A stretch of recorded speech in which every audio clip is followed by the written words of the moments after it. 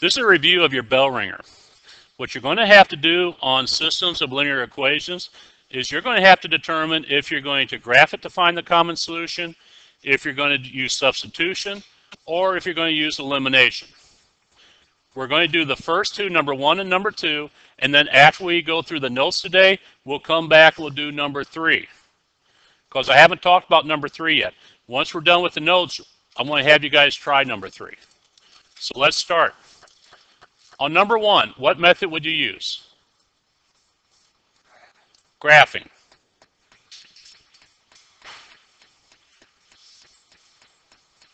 ING. How about number 2? Substitution. So what's left?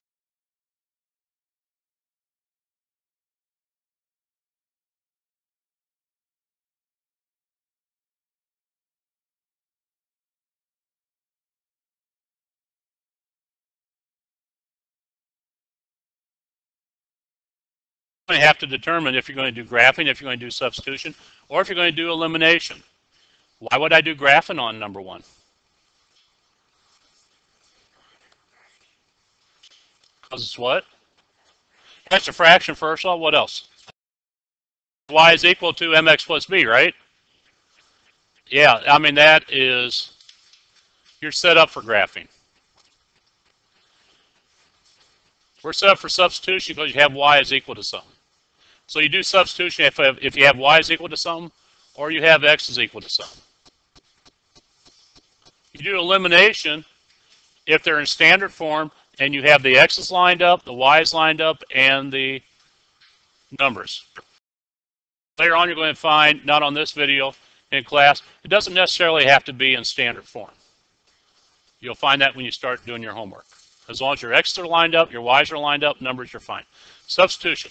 Let's do this. We have, let's do graphing first, okay? Since that's number 1. So here's my graphing. Here's my 2 equations. I'm going to make this one red. So I'll make this one blue and this one what? Now I'm going to make it red. I know blue and red makes green, right? So we're going to make that one red and we're going to make this one blue. And I'll slow down so I don't make any mistakes. Now, remember when we do this, this is your y-intercept.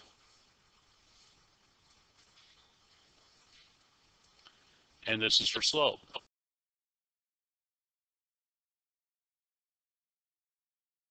Okay? Your y-intercept.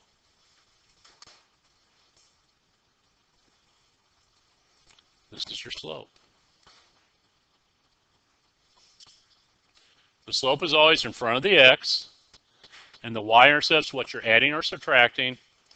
And as we said during the beginning of school, when you graph it, the y-intercept is where you begin.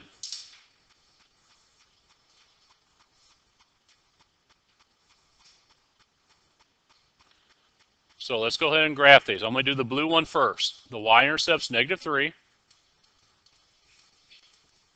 The slope is 1/2, so I'm going to go up 1 and to the right 2.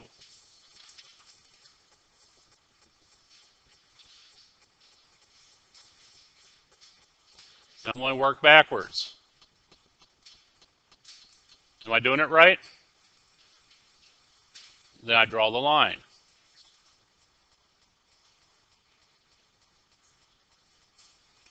Now let's do the one in red. I start off at 1. I have 3/2. So I go up 3 and to the right 2. 1, 2, 3/2. 1, 2, 3/2. Work backwards. 1, 2, 3/2. 1, 2, 3/2. And right there. 1, 2, 3/2. And I'll go ahead and draw this one. You're going to be expected to have the right graph. And you're going to have to know that that's your answer. It looks like -4 what? -4, -5. Okay. So the answer is going to be -4, -5. A lot of you are having trouble with this. When you do the alphabet, what comes first, the X or the Y? X. It's X, Y, Z. So your X comes first. This is your X here. This is your Y. Because this is your X-axis. This is the Y-axis. We have -4, -5. Okay, let's go to the next one. Substitution. Substitution, I have right here 3x minus 6y is equal to 24. I have y is equal to 5x plus 5. If I have y is equal to something, what that means is I could take this whole thing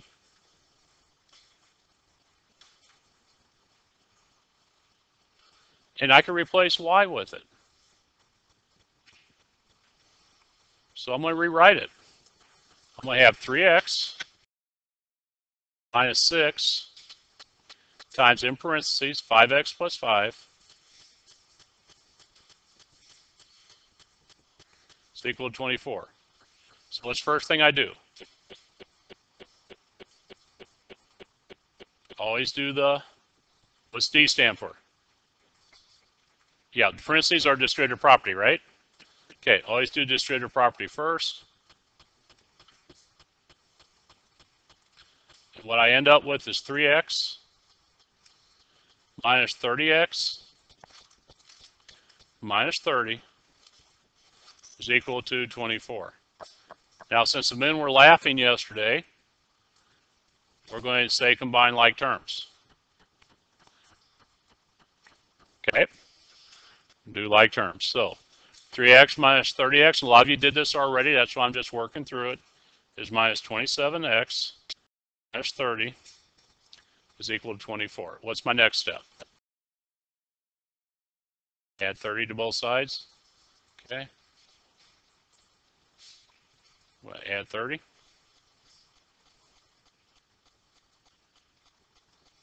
Plus 30. What we end up with is negative 27x is equal to 54. And of course, we divide by negative 27. Make sure you divide by the negative 27, not 27.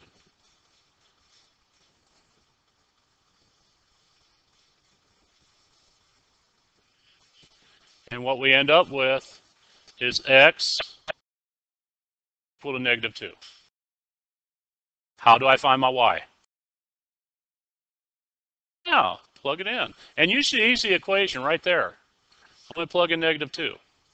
So what I have is y is equal to 5 times negative 2 plus 5. Our y is equal to negative 10 plus 5. Our y is equal to negative 5. So I have x equal to negative 2, y is equal to negative 5.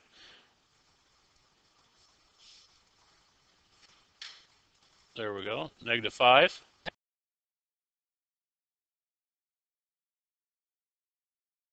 You write your solutions, you could write it like this, or you could write it like this. Both forms are permissible. It's okay. They're both correct when it comes to showing your answer. Let me pause it and we'll go to our notes.